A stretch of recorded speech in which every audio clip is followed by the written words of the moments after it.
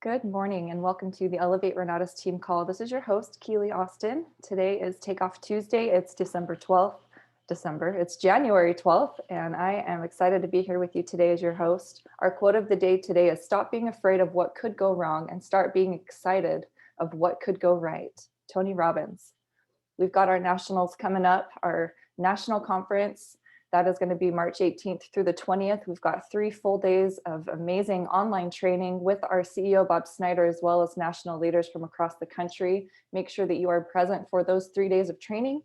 So excited to see you all there. As soon as those tickets are available, make sure you jump on and get those tickets. We also have our dates for a leaders retreat. We're going to Cabo San Lucas, Mexico, August 13th through the 17th. So excited to see you there. We have our Founders Live every Monday at 4 p.m. Make sure you are tuning into that. We had our first national study group last night. We did an essential study group.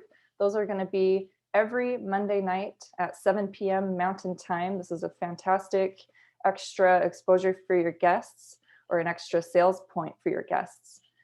And then also we have the Helios app that you want to make sure to get downloaded and make sure that you know how to locate your access code.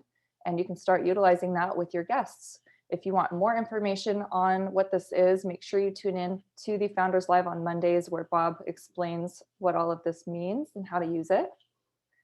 Every week on Thursday at 6 p.m., we have our Private Capital Masterclass. Every day, Monday through Friday, 9 till about 9:45 Mountain Time, we've got our Dream Call, Daily Real Estate Action Mastermind. Fridays, we've got our Fabulous Friday Morning from 8 to 9 with Lily Puertas. And Monday through Friday at noon, we have our Zoom up call. That's just about 15 to 20 minutes with Scott and Michael Huggins, Scott Rowe and Michael Huggins, where they interview somebody and we get to learn about someone's story. OES.com talks all about the optional event subscription, what that is, and why we want to be a part of that.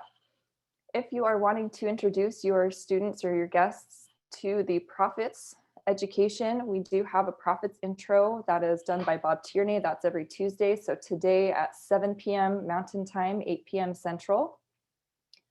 Last week, we had a really cool house tour. Each and every week, we do a house tour of someone's project. This one was really cool. We did a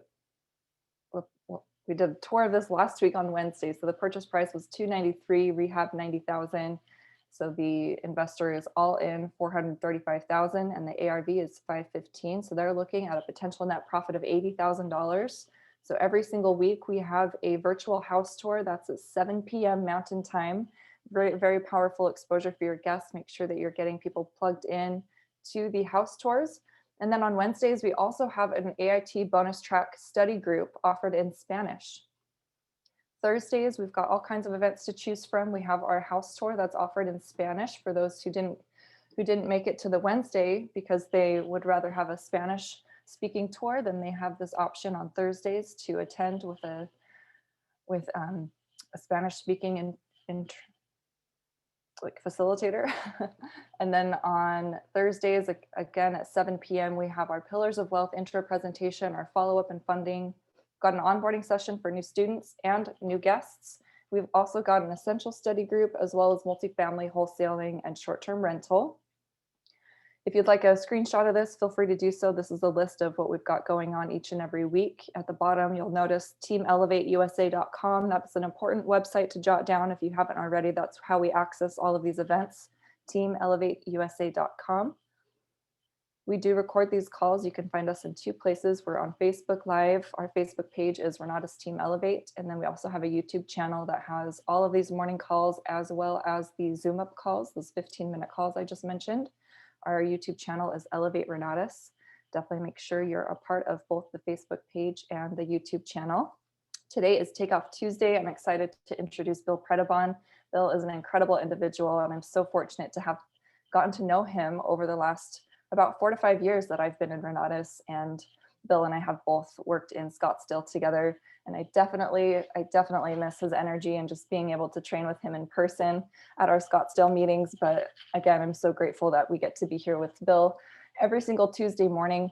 Bill's got a really cool story. He has been in Renatus for about 10 years, but a part of that, he did take a little bit of a break, a couple of years there. And Before Renatus, Bill was a pro skier in Vail, Colorado. And after being a pro skier for many years, he realized that he needed to find something else as far as a career. So he bought a couple of stores. He was in the franchise world for a while, and due to lack of knowledge, he ended up losing everything. And then he learned about real estate investing, but he actually dove into real estate investing without any education at first. And this was right around the 2008 crash. And Bill ended up in over $400,000 of debt due to the crash and just not really understanding what he was doing, not being educated with real estate investing. So after that was when Bill ran into Renatus. He found Renatus, got himself educated. And if we fast forward, Bill was able to pull himself out of that hole. And now he has earned multiple $1 million in real estate investing. He has many assets, and he also has completed well over 150 deals. And so not only is he absolutely killing it on the real estate side, but he's also killing it on the marketing side. He's a PIT team member, meaning he's in training to be on the PAC, the President's Advisory Council. And so we have a lot to learn from Bill. Make sure to take notes. I'm excited for what Bill has to share. Good morning, Bill. How are you doing? Hey, Keely. Good morning. How are you? Doing great. Thank you. Bill is the man. Turn my closet in my bedroom into back into my office. Oh, it's so fun. The good news is that the property's renting pretty well, so that's good. It's gotten like, I don't know, between $500 and $700 a night. So wow, definitely worth it. Yeah, we're getting beautiful, beautiful house. Yeah, we're getting a lot of compliments on it, and we put a lot into it. So we'll see how it goes after the spring and see what we want to do. But this house is interesting to say the least. So thanks for that intro, Keely. Thanks for being here, getting Facebook all lined up, putting together everything that you do. I mean, you guys, all of you here, many of you know Keel Beals, but you know, behind the scenes, not only does she do this, but she works on our collaboration team and has a lot of insight, is constantly pushing herself forward on self-improvement and, you know, just, I'll tell you guys, constantly working hard on herself in order to contribute more. And it's showing up everywhere in Renatus and her business. So I just really appreciate it. I mean, a lot of people don't get to see all that. And I know everybody on this call is doing your part as well. So I know you don't always get the recognition because we're not in, you know, live, you know, events all the time. So I'll let you guys know we do recognize you. We recognize the people that show up. You know, Keely's been really good, and Michael Huggins at, you know, saying hi to everybody. I try to say goodbye to everybody that I can, that I see. And so I know we don't get the same recognition that we used to get all the time and stuff like that, but I just want everybody to know we do appreciate you guys, and we do recognize you being here. And Keely, thanks so much for all you do for the whole team. So it's awesome. And it's really cool. And thanks everybody for that comes out and speaks up and contributes and just, you know, whether you talk or not, you're still here texting or you know, chatting in the chat and all that kind of stuff. Thanks, Mike. You're awesome, brother. Right on. So I got to be honest with you guys. I struggled coming up with a topic today. So we're going to do a couple things. One is I have a small idea that won't take up much time that I'll chit chat about, but also we're going to go into, you know, we haven't the last couple of weeks that I was here really spent a lot of time on things that you guys are working on, dealing with. So if anybody has any, you know, thoughts, comments, or questions that you want to share with me, you can chat it.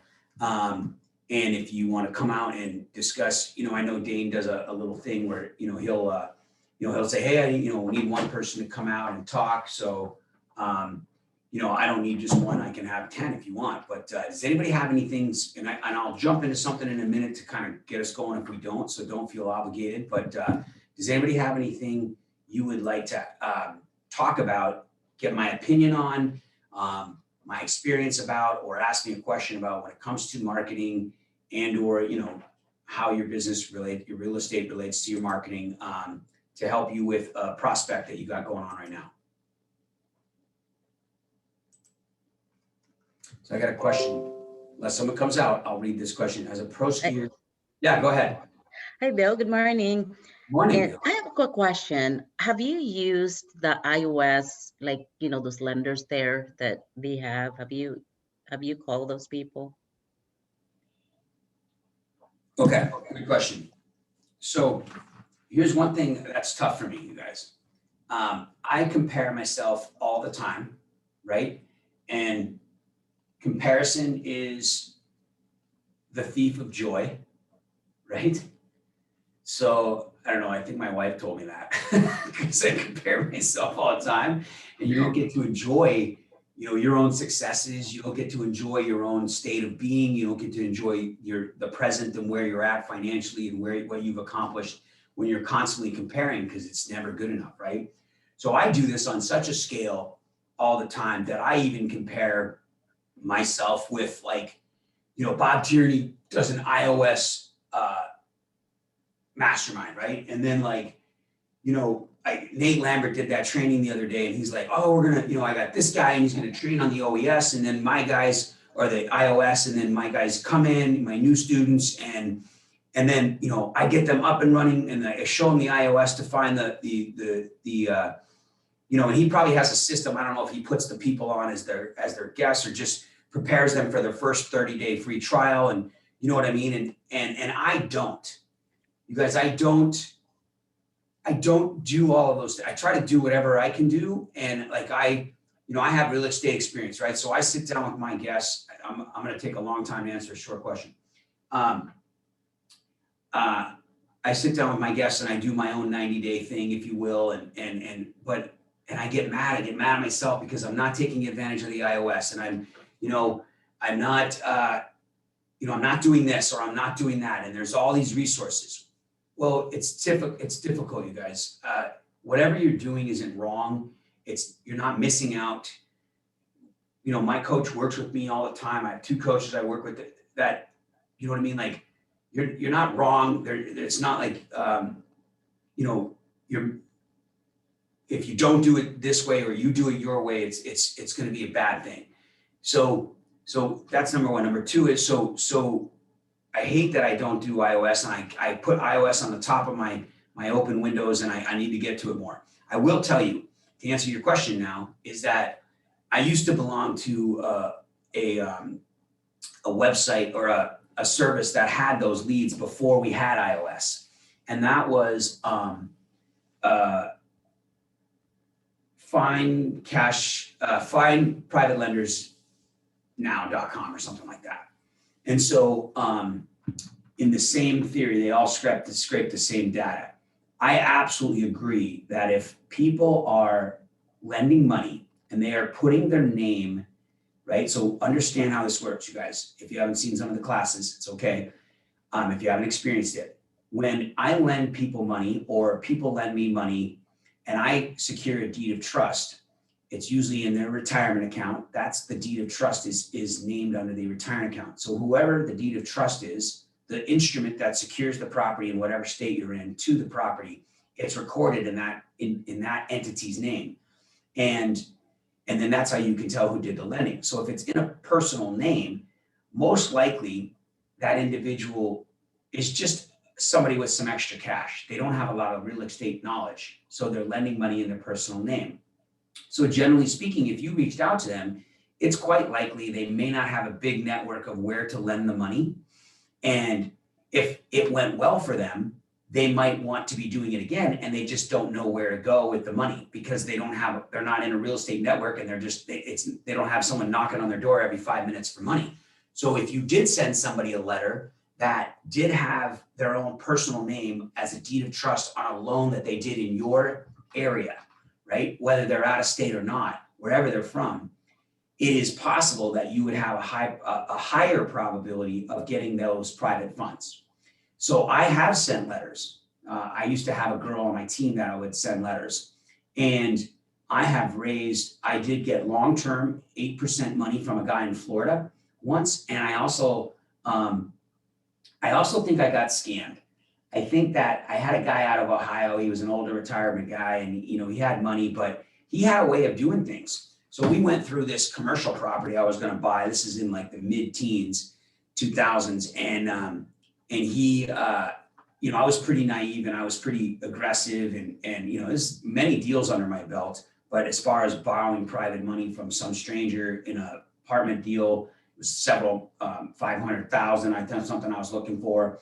So I actually paid to fly the guy out. I paid to put him up in a hotel and then I took him to the properties, right? And all this stuff. And I did it. We went to multiple properties that I had lined up to go and he didn't fund it. And I think that when I look back, I believe that the guy was looking for like a vacation. To be honest. Yeah. So, you know, if So what did you put on your, you know, your like flyer? Because what I'm doing, I was looking around in my area and in my neighborhood, I found like 30 some people right in my next door neighbors. And I'm like, oh my gosh, you know, I have all these people that are in there. So I'm thinking about calling them. So that's why I was call asking, them, you are going know, to see write a if letter. you've done it and what would you say Are you with, going to call them or write a letter? well, I'm gonna, you know, call them. That's my first plan. So calling them and writing a letter is two different things. So I would say, Mhm.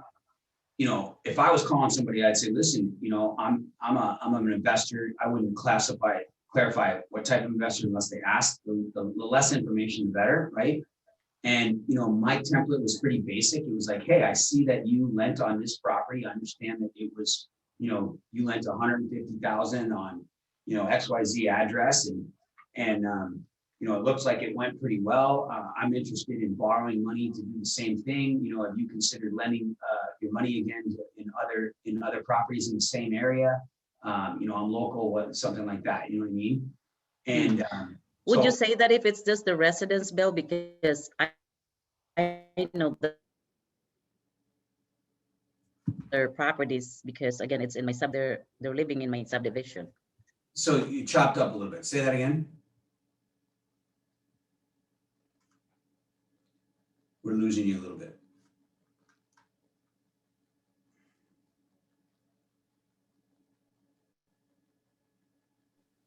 Yeah, Did I lose you? looks like she's frozen. Yep. Okay, I got it. Hello, Oh, did no, I we freeze? lost you completely. Go ahead again. Yeah, I I don't know. Oh, I haven't really gotten to look at, you know, the bought properties other than where they're living at, because Are again, you this is saying in the my, people living in your neighborhood, you don't know if they've lent money before? no, this is just where they live, but Oh, their so you're thinking names, about calling people in your neighborhood to ask them for private money? correct. And well, actually, I got their names from iOS, so they're actually lenders on the iOS. That's why, but they happen to Oh. be living in the subdivision where I live. Oh, I see what you're saying. Okay, Mhm. so yeah, anytime that something classified as something, I just assume the best and I would just call them up and assume they've done, you know, they know the drill and I would just be Mhm. point blank. I'd be like, listen, you know, I found your number on a resource on a database that some data that I pull. Sometimes you may or may not even want to tell them where you got your number. Like if you call somebody up, it's always first name, right? So I'd be like, hey, Gilda, this is Bill. Do you have a minute? And Gilda would be like, yeah, who's this? I'm Yeah. like, hey, Bill, listen, the reason for my call is this. Like, so I don't be like, oh, Bill, you don't know me, but like I'm an investor and you know what I mean? It's just straight to the point. Like, I'm just assuming you're a business person. And I'm gonna be like, hey, this is Bill. Gilda, do you have a minute? It's not, hi, Mrs. Cousins, can I speak with you for a minute? And they're like, I'm not ready. I'm too busy. Not now. I don't take calls or whatever. And they hang up. But a Bill is a first name, right? So, or Gilda. So hey, Gilda, this is Bill. Do you have a couple minutes? Oh, great. Listen, you're like, yeah, who's this? You know, but what is this about? What can I do for you? Whatever. And I'm like, oh, great. So my name is Bill, and I got your name from a friend of mine off a list of data that I see that you're an investor here in town, that you know, you potentially lend hard money or private money. Maybe you've lent on real estate before. I'm really excited about getting, you know, asking you a few questions, you know, and possibly even being one of your borrowers. You know what I mean? So I have that as a script, you guys. You know, I don't. You guys know me. I don't usually write down scripts, but I practice it. You know, and so in a way, I use scripts, even though I don't sit there and look at them off the piece of paper. But yeah. So does that make sense? Yes, yes. Yep. And I would just go at it just like you were calling any other type of lead source for anything else in the world. We call for. All right, awesome. Thank you so much, Bill. Yeah, Scott. Did you want to add something? Hey, Bill, good morning. Morning, brother. You're a little choppy. I'm sorry, I'm That's okay. traveling via my truck today, so hopefully you can hear me okay. I just wanted to comment on Gilda's question because what she asked, a lot of investors are thinking the same thing. They're trying to figure out how to reach out to people. Would you recommend more of a backdoor approach when you're calling a complete stranger? Such as what? Kind of like what you commented toward the very end about, don't directly come out and ask them and tell them that you're seeking funds or looking for investors in your next project. Because honestly, if they're a complete stranger in today's world, I mean, how many of those people are even going to think about that to a complete stranger? When I'm saying backdoor, talking about really, identifying yourself as an investor, that you invest in the community, you invest in around the surrounding area, maybe tell them that you're always looking for potential real estate transactions, and just kind of open up that channel of conversation instead of basically soliciting for funds. I'm just throwing that out. Would the backdoor approach work better with a complete stranger? So here's what I think, you guys, is number one is they're on a list. So they may be a stranger, but they're a business person. It's not something new. Now, if Keely said, "Hey, Bill, my friend, has some cash. I'd like to talk to her about money," and then we sat down, we'd build a little rapport, right? I'd give her a little bit of a resume. Hey, Keely and I know each other. I know Keely spent some money on some education. She's been doing this a while, so she's got your best interest in mind. There might be some fluff there, right? I want to talk to the person and get to know them. Not me get to know them, but just edify Keely and set the stage for someone who's never invested before, or is a personal friend and things like that. But in my opinion, one way or the other, I think in today's world of all worlds, and I've said this for a couple of years now, I think that even prospects, people want to be inspired. People want transparency, and they're open to a fresh approach. And I think that we've gotten away from just humbleness and not being all that. And so I'm starting a door knocking campaign, or whatever you want to call it, just around my neighborhood right here, because obviously Sherry and I are looking for a new property in this area that we're either going to flip it or we're going to live in it. And my approach is going to be simple. It's going to be, listen, my wife and I rent down the street, and I'm looking to buy a house to live in. I may flip the house, but most likely my wife and I bought a house, our last house, and we loved it. We ended up moving into it, and I'm I know you're probably getting a bunch of calls and letters and all that good stuff, and obviously if you wanted to sell, you probably would have already sold it. But when you do come to think of selling, my wife and I are here. We want to live in this neighborhood. We want to stay in this neighborhood. We'd like to improve your property, and we love your house. So it's going to be pretty simple like that, and it's going to be pretty straightforward. They get enough calls that say, hey, I'm going to give you the best price, close on your terms, leave when you want, stay when you want, blah, blah, blah, blah, blah. Everybody's doing, open door crap all over the place. That's great. And for most people, they're going to bite and take that bait. But for me, it's going to be a little different approach. So, you can use a backdoor, but if these guys are on a list, they don't need a backdoor. What's the bottom line? They're investors already. They're not, you may be a total stranger, but like any private money lender or hard money lender, they are going to lend you based on an asset, or they may pull your credit. They might have some sort of system to decide, or they may tell you, Scott, listen, I lent that money to my buddy, and I don't know you from Adam, so I'm not interested in lending you money. I lent that to my buddy. I don't know how you got my name on a list, but that was to my friend Jimmy, or that was our other house, or something like that. They may let you disclose what the relationship with the money was, so that they might not be an open investor, and then then you can start to coddle the relationship and build a relationship, and oh, that's awesome, I totally get it. No, I'm sorry you were on this list, but I'd like to be your buddy. Perhaps I could, take you to coffee and tell you what it is that I do and how I do it. And maybe it might make some sense if I could get you a nice return on your investment. So then you backtrack that way. But I don't think you're wrong, Scott. There's no wrong approach to these folks, everybody. So yeah. Yeah.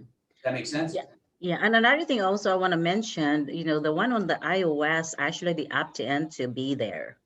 So there probably are, maybe a lot of people are calling them. I don't know.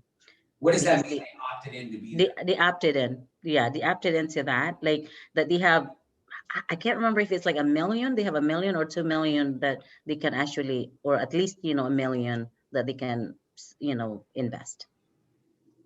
So you're saying that iOS has a system inside of it that was created by Real flow. RealFlow that allows people to opt into their database as a private money lender looking to lend. Yes. So my question to you, Gilda, is why are you even asking me if you should call them? No, I'm just asking what you would say. Okay, yeah. Then, That was my, so what's in that case, okay, so yeah, in that case, you guys, like if you bought a lead for prospecting on Renatus and you paid $5 a lead, and that's a pretty filtered lead, right? You go get, these are people that opted in for a at-home business or real estate investing education. And then you paid some company that's scraping that data and you call them up, we'd be like, hey, how's your day going? Have you ever thought about investing in real estate? No, you'd go, hey, I got your name and number from blah. I'm calling you about because you opted in to be a part of a home business. And this is what I'm calling about. And click, they're going to hang up because they probably got 500 other calls, or they're going to be, okay, what do you got? You know what I mean? Like it's there, when you opt into, I don't know, anything, like, you get some advertisement on Facebook and you're like, oh, I like that dog collar, and you click on it and then they start sending you emails. They don't go like, have you ever thought you'd want to own a dog before? Or do you like to rescue? No, they're like, here's your collar. This is the one you want. Blah, blah. They're telling you what to do next and where to go. And that's what they want. That's what these people want. They want to skip the line and get right to the finish line, right? So that's what I would think I would do. All right. Okay. Thank you so much. Yeah. So I got a question here. It says, when a lead contacted through email, first one since July, entered into Helios, watches a briefing. Okay. So the briefing might be the Bob Snyder thing or something, a 15-minute. Then is sent to an intro link. So there's your 75-minute introduction. Oh, changes into a not so nice person, then decides to decline by asking to do not contact, which I've seen before with some different leads last year. Well, I wasn't at the, let's see.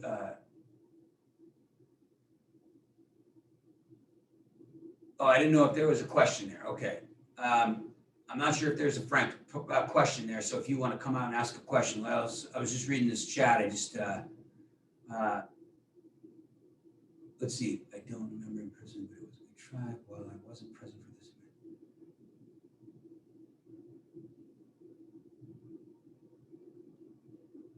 Okay. I can't really see the question. So, and so I'll tell everybody again, just my answer to this kind of topic is, you can't say the right thing to the wrong person. Okay. And we're going to get a lot of wrong people. And, it's not now, it could be later in their life that they're going to be ready, but people have bad days. I think there's probably more people that had bad days during COVID than good days. So, than not so many people. So, you never know what their situation was at the time watching the briefing. They may be frustrated because it's one more thing they have to spend money on that they don't have. They don't have an open mindset of investing and being able to, be resourceful versus having resources. There is a big difference that we are all aware of. So, those people can get frustrated pretty easily and have a negative attitude pretty quickly. So, I like what Michael Huggins says a lot of times when people tell him, they don't have the money or they don't have the time or they don't have the, they're upset or they're having a bad day and things like that. Michael, rebuttals with the fact that that's why they need Renatus, right? That's why we are Renatus. That's why we do so well at Renatus, is because we help those exact people. So you're in the right place. If everybody was la happy daisy dancing, we wouldn't have a business because we wouldn't have any solutions to solve. But we're a solution solving company. Is that even a thing? We're a problem solving company. And so therefore, welcome to the team and, let's see how we can help you out. You know what I mean? So you could reframe that a little bit, that mindset, and kind of open their mind. Okay.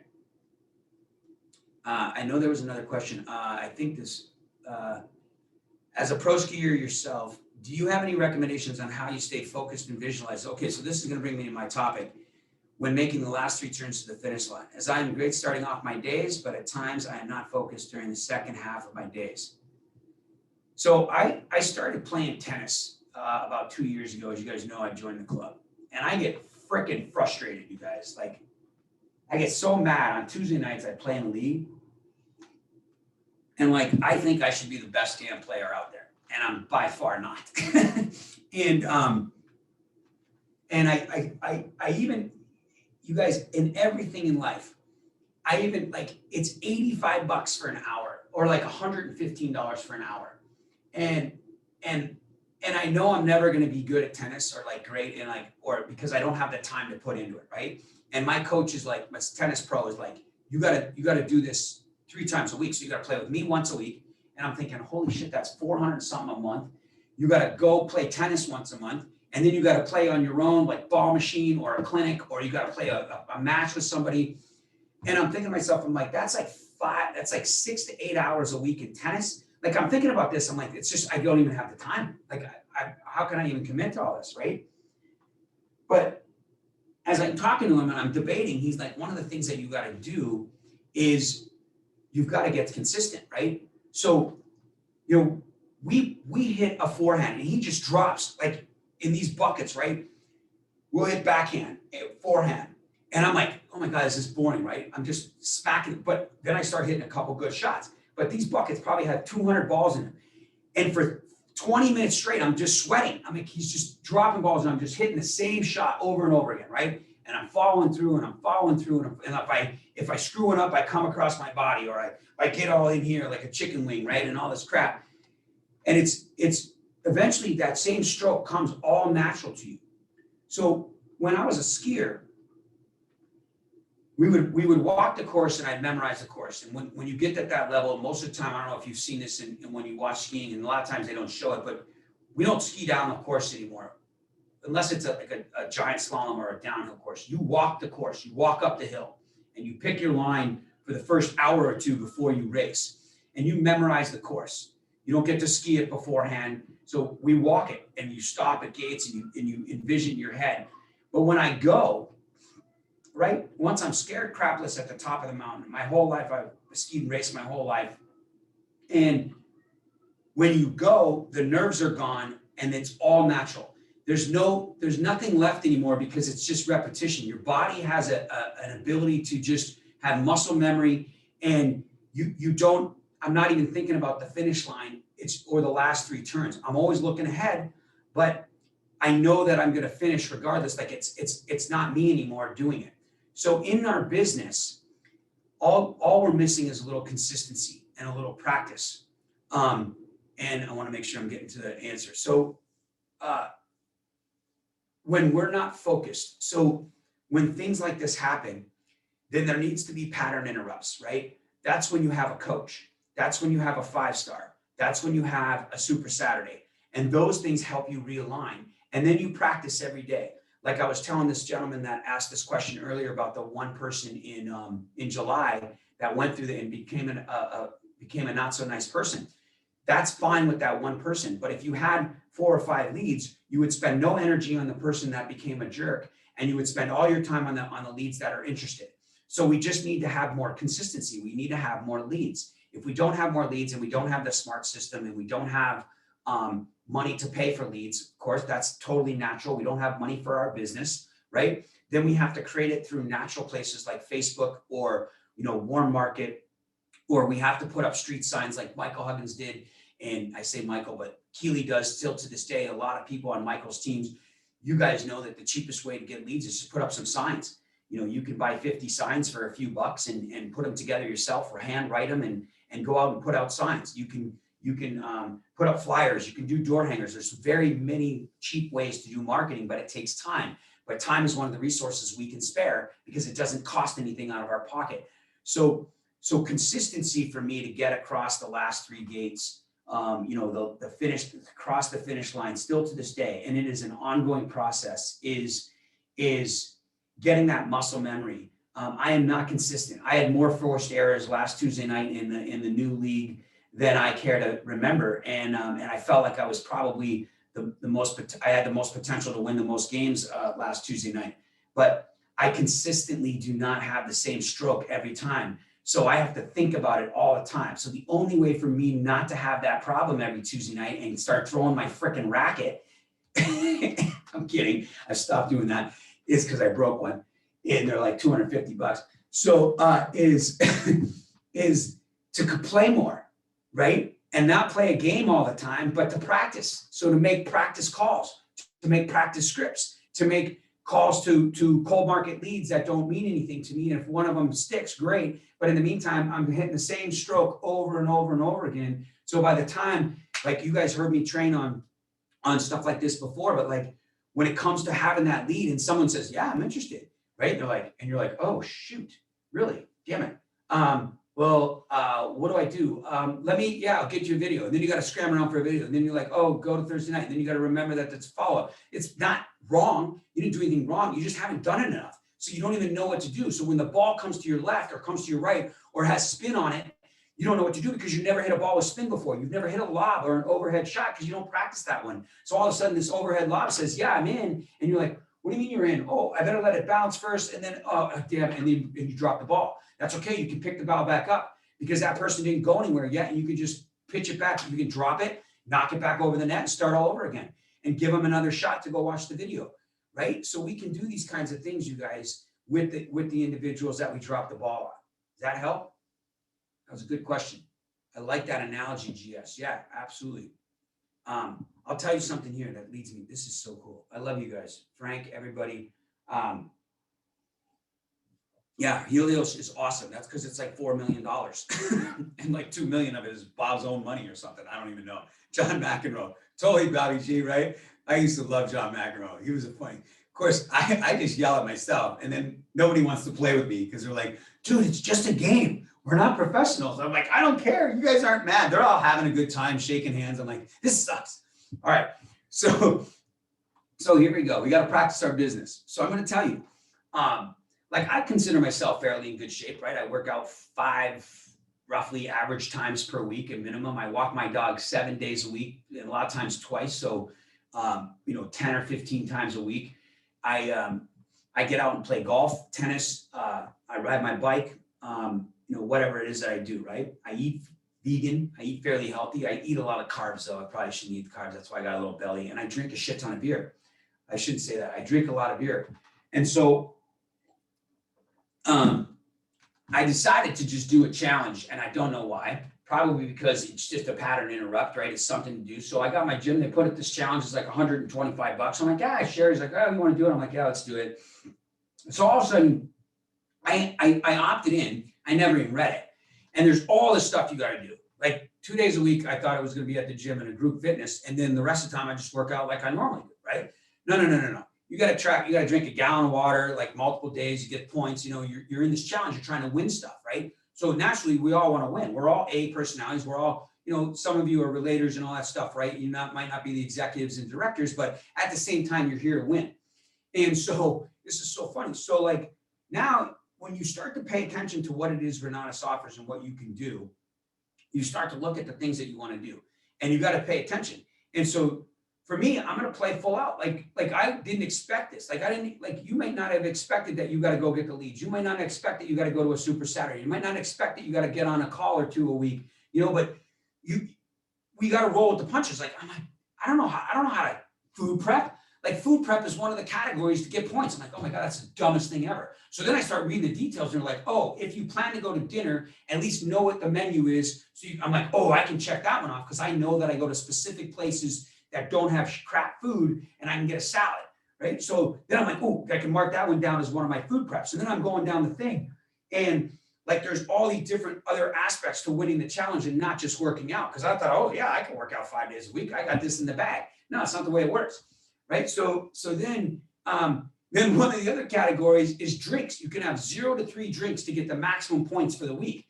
So I decided to quit, not quit drinking, but not to have any drinks for 8 weeks. Like for me, that's a freaking nightmare. Like, I don't know what I was thinking. I must've been drunk. And so So like, it's hard, but everything that we want is, and everything that we want. Then I start thinking, I'm like, do I even need to do this? Like, I don't need to lose any weight. Like, even if I have to lose 10 pounds, yeah, I can do that on my own. Like I started making excuses of why I shouldn't even do the challenge or I'll do the challenge, but I'm not really going to do the challenge. You know what I mean? Like these are things that we do all the time. We think, and then I keep my sheets right next to me. I'm like, nope, I want to get all the points. I'm not going to and I actually went out this weekend and didn't drink. I was like, holy crap, I had no drinks.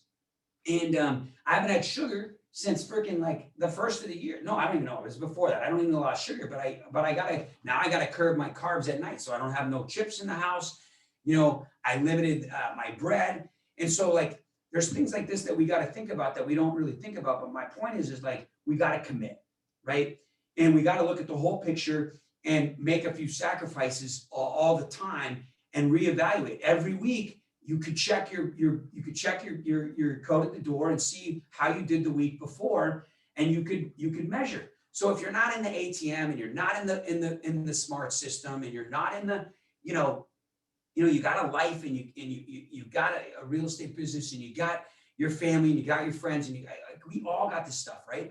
That's okay. Like it is what it is. But whatever it is you choose, if naturally, it starts with a goal in mind. I want to win. I want to get to a certain number of points. I also want to lose a certain amount of weight.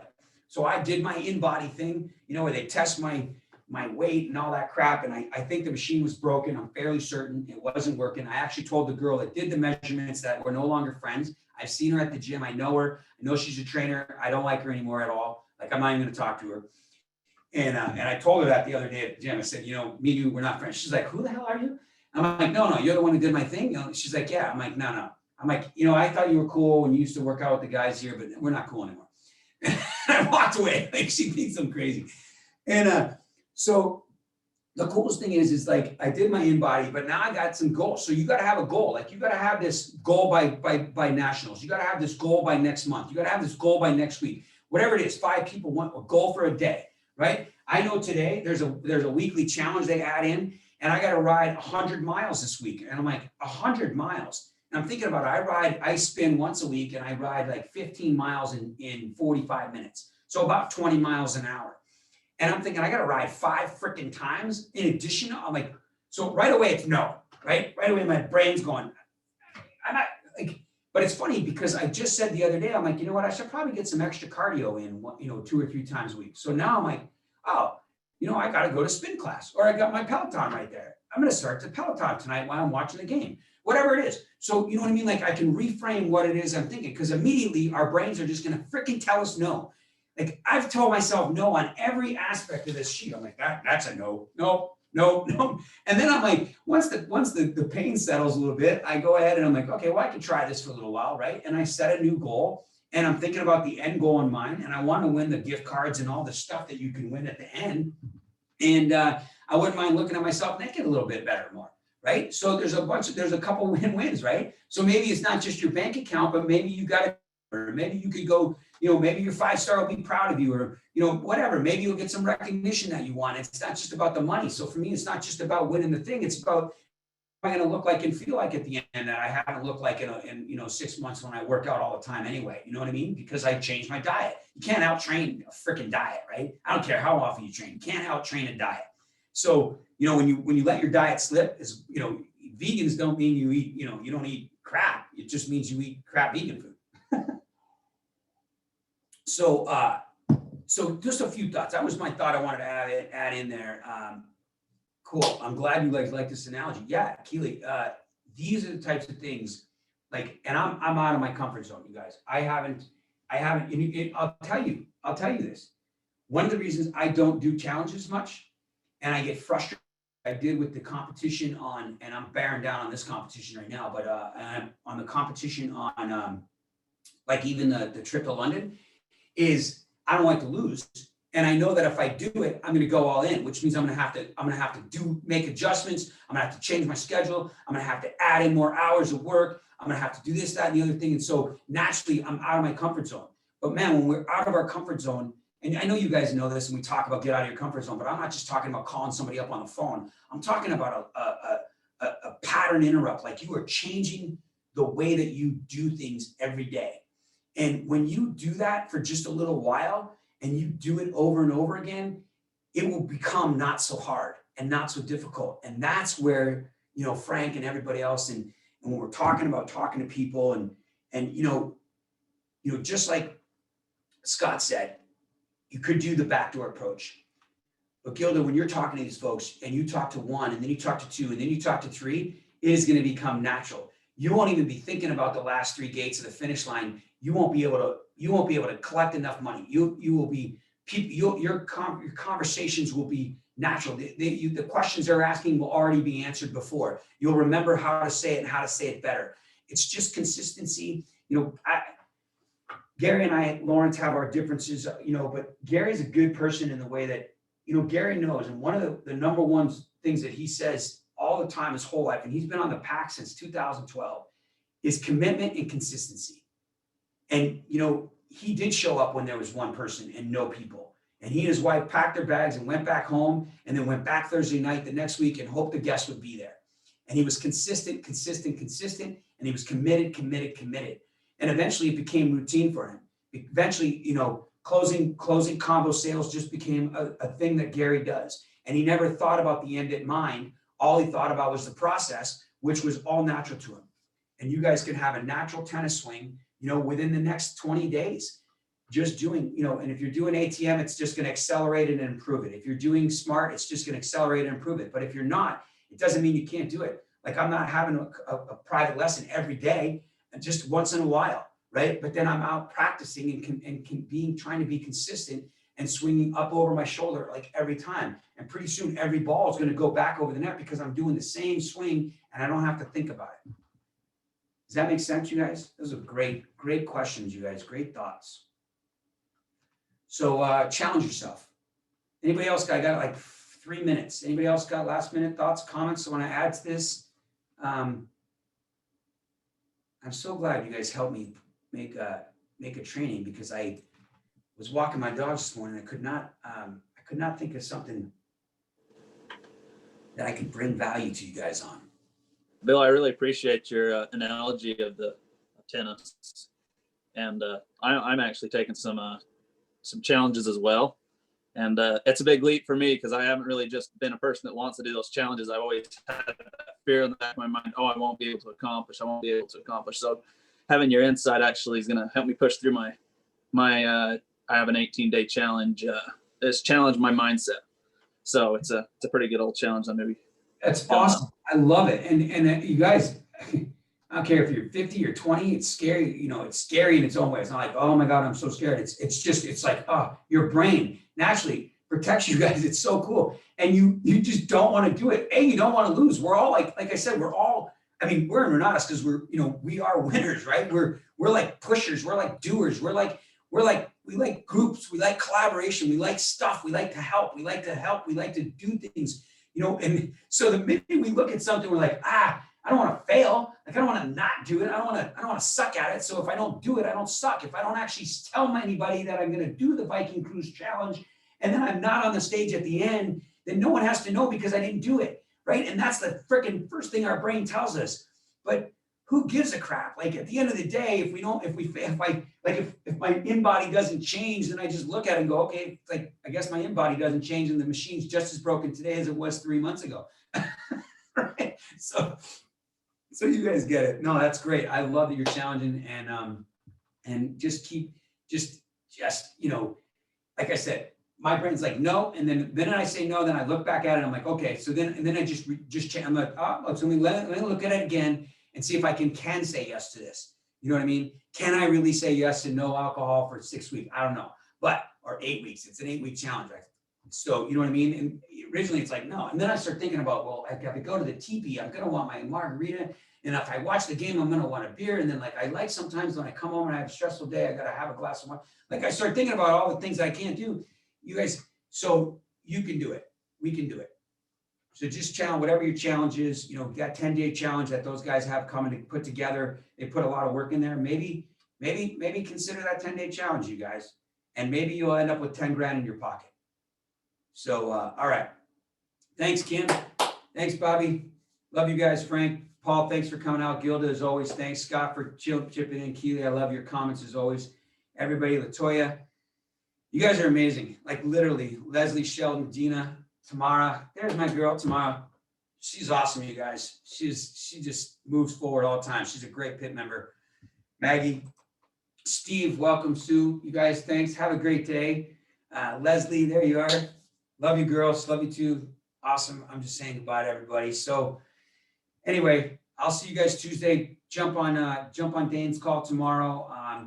And pick something to do. Pick a challenge yourself, and stay consistent, and just do it. Gilda, reach out, start calling. Next, and you got this. All right, you guys. Keely, I'll say goodbye. You can wrap it up. Thanks, everybody. Thanks, Tamara. Thanks, Latoya. Cool.